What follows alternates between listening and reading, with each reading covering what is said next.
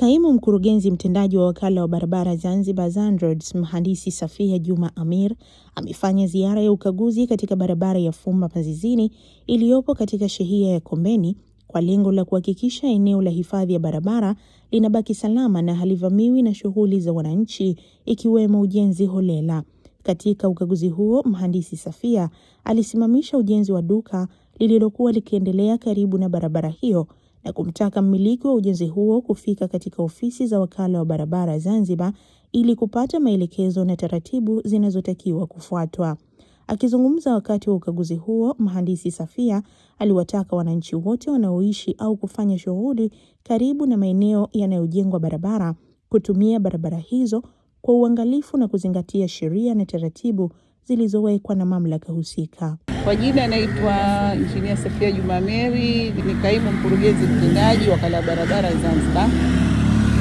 Tupo hapa katika shehia ya Kombeni kuja kutoa wito kwa wananchi wote wa maeneo ambayo kuna ujenzi wa barabara na utanuzi wa barabara kwa sasa hivi unaoendelea.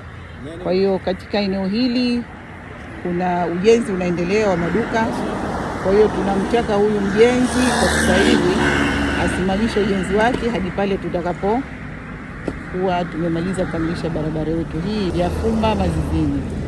Kwa hiyo vile napenda kutoa wito kwa masheha wote wanaopita barabara hii ya Fumba hadi Mazizini kukaa na wananchi na wawe waangalizi kwa mabalozi wetu kuhakikisha kuwa yoyote atakayetaka kujenga katika pembezoni mwa barabara basi anakuja kuripoti kwa mkurugenzi wa wakala barabara ili tumpe maelekezo sahihi.